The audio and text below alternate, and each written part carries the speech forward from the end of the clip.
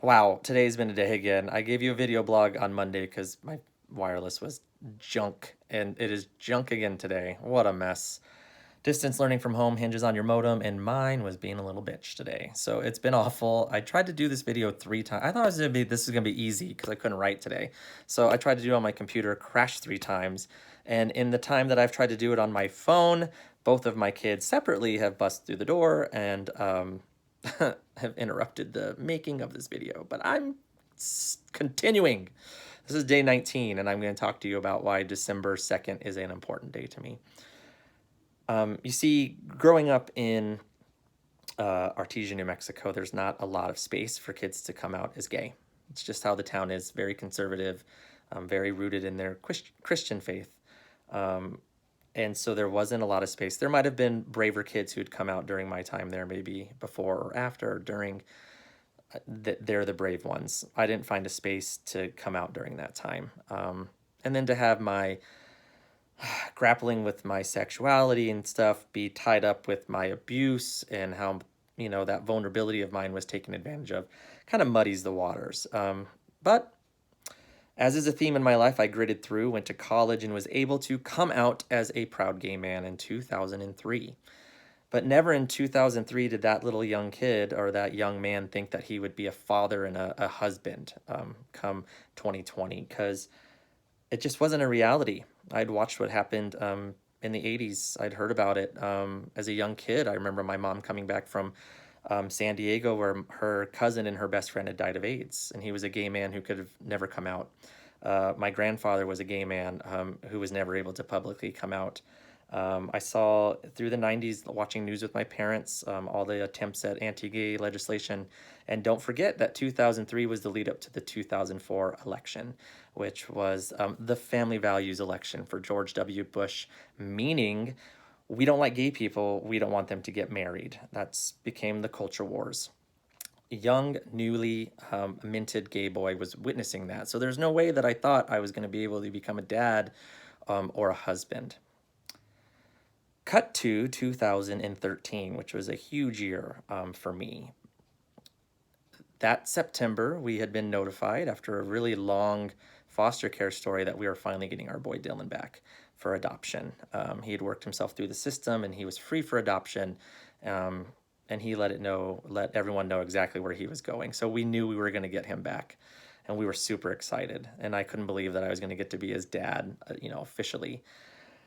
And then throughout the fall in Honolulu, we moved in June of 2013, and found out about Dylan in September of 2013. And throughout that fall was actually the hearings in Hawaii to pass gay marriage through the legislation, which was a way that gay marriage was being passed at that time.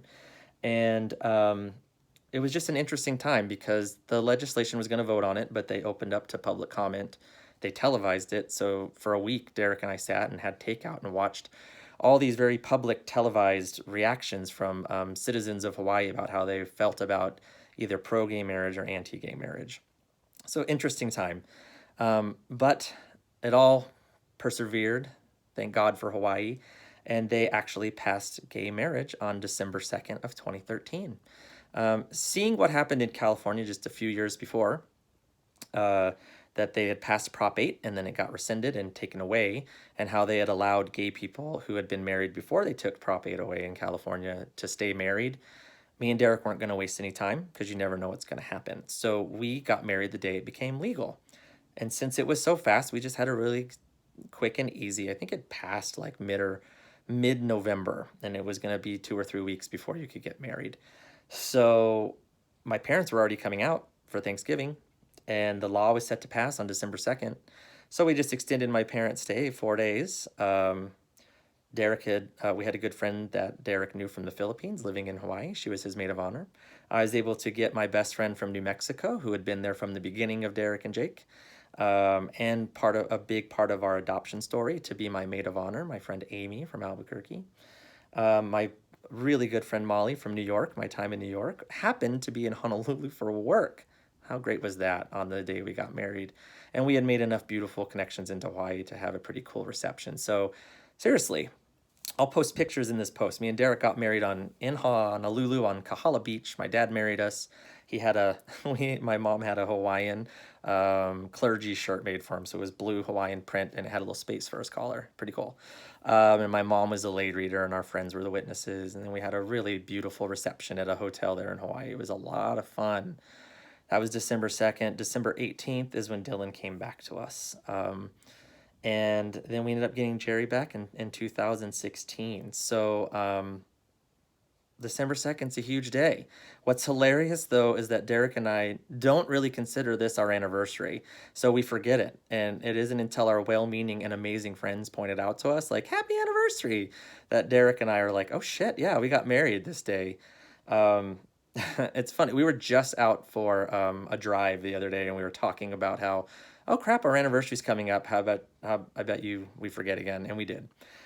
Because we consider our anniversary December 29th, because before we knew we can get married, I mean, we lived like 7 years of our life with December 29th being our anniversary. So that's what we still celebrate. So thank you for all the well wishes. It totally is our wedding anniversary, but Derek and I consider the 29th our anniversary. But I just wanted to share that story because that's why I'm doing this blog, and what empowered me to follow through with all of this and put myself out here is that living with abuse and the shame and the pain that it causes prevents abuse victims such as myself from standing in our truth, and being in our present fully. You never feel like you deserve it. You never feel like it's real. You always wait for the next shoe to drop, and it really is feeling completely unworthy of the life that you're living. And I've taken that back this year, and that's what I'm reflecting on December 2nd. You know, about 3/4 of the way done with my blogging project is this is why I'm doing it, so that I can look back on that amazing year of 2013, December 2nd, and think about that beautiful time in my life and know that right now, for the first time, I'm able to fully stand in my present and be proud of myself and realize that I am worthy of love. I'm deserving of love. I'm deserving of the life that I've created for myself. I deserve the love of Derek. I deserve the love of my children. That I should be proud of myself for the dad I am, and that I had something pretty terrible happen to me, and that I need to reframe what happened to me from being so devastated and weak by it to seeing just how far I've come, since I was that, 13 and 14-year-old kid who was getting taken advantage of and abused. I have to look at myself in the mirror today, look at my husband when he gets home from work, hug my kids, and realize that this is why I'm blogging, is so that I can stand in this moment and be present on a day that means so much to me that I have fought for. Thank you for watching. December 2nd is a kick-ass day in my life. If the wireless would have